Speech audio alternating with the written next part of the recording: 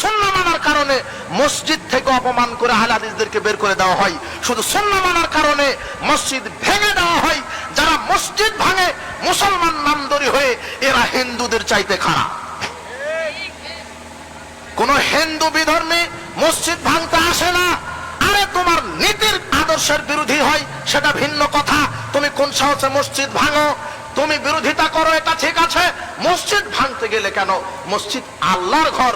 রাসূল সাল্লাল্লাহু আলাইহি ওয়াসাল্লাম বলছেন, শেষ জামানায় আমার উম্মত আমার সুন্নাতকে মানতে গিয়ে, জোরে আমিন বলতে গিয়ে, রাফালে আদান করতে গিয়ে, বুকে হাত বাঁধতে গিয়ে এরা নির্যাতিত হবে।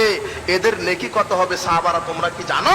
লিল মুতামাসসিকি ফিহি আজরু 50 শাহীদাম মিনকুম, তাদের নেকি হবে 50 জন গলা কাটা শহীদদের সমান। 50 জন গলা কাটা শহীদদের সমান। আপনি রাসূলের সুন্নাতকে নিয়ে ব্যঙ্গ করছেন মানে আপনার কাফের হওয়ার জন্য একটা আমল যথেষ্ট, রাসূলের সুন্নাতকে নিয়ে ব্যঙ্গ করা। জোরে আমিন বলতে হবে কথাই চূড়ান্ত, রাফালে আদান করতে হবে কথাই চূড়ান্ত, বুকে হাত বাঁধতে হবে কথাই চূড়ান্ত, কাতারের মাঝে ফাঁক বন্ধ করে দাঁড়াতে হবে কথাই চূড়ান্ত।